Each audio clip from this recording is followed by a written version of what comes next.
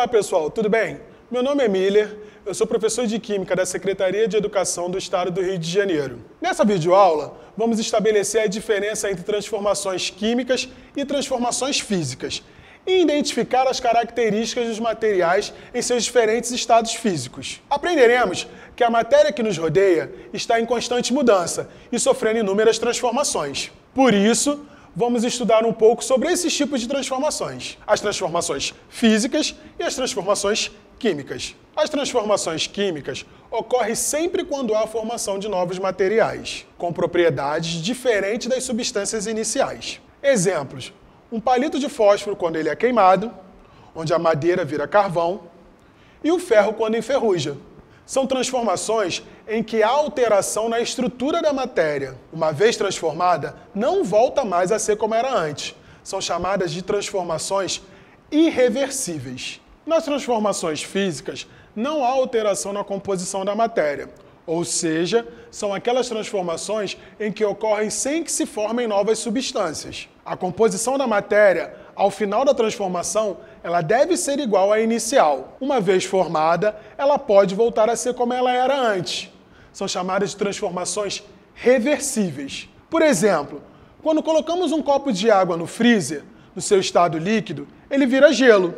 E se tirarmos esse mesmo copo de água do freezer, em alguns minutos, ele volta a ser líquido, não alterando a sua composição química. Os estados físicos da matéria estão diretamente relacionados com o maior ou menor grau de agregação existente entre as partículas que compõem essa matéria.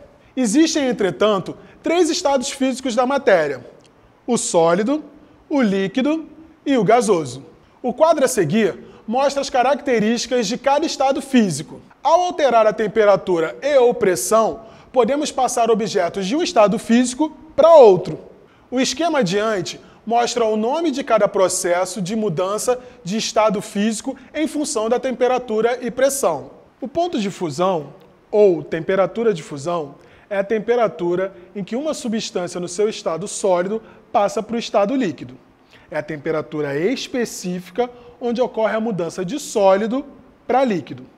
Por exemplo, o gelo derrete a 0 graus Celsius, quando há um aumento de temperatura. Podemos afirmar que a temperatura de fusão será a mesma quando estamos em um processo de solidificação. Por exemplo, o processo inverso, quando a água vira gelo. Ela também ocorre a 0 graus Celsius. O ponto de ebulição, ou temperatura de ebulição, é a temperatura em que a substância no estado líquido passa para o estado gasoso. É a temperatura específica da matéria que passa de líquido para gás. Por exemplo, em uma chaleira, quando colocamos água, após atingir 100 graus Celsius sobre o fogo, ela passa a virar vapor. Essa temperatura é a mesma quando a substância se condensa, ou seja, no seu processo inverso. O ar quente, resfriado, após atingir 100 graus Celsius, ele vira líquido, como na chuva, por exemplo. Por fim, podemos afirmar que ao alterar o estado físico da matéria, as características microscópicas, ou seja, o arranjo das partículas, e as características macroscópicas, ou seja, o seu volume e a sua forma, também se modificam. Mas, na sua composição, continua a mesma. Então, pessoal, hoje nós vimos o que é uma transformação física e uma transformação química, e as suas particularidades. Vimos também os 3 estados físicos da matéria e as suas principais características. Aprendemos o que é um ponto de fusão e um ponto de ebulição, que é muito importante para a mudança do estado físico da matéria de acordo com a temperatura a qual essa matéria sofre. Também vimos o nome de todos esses processos de transformação. Espero que vocês fiquem bem e até uma próxima aula. Um grande abraço.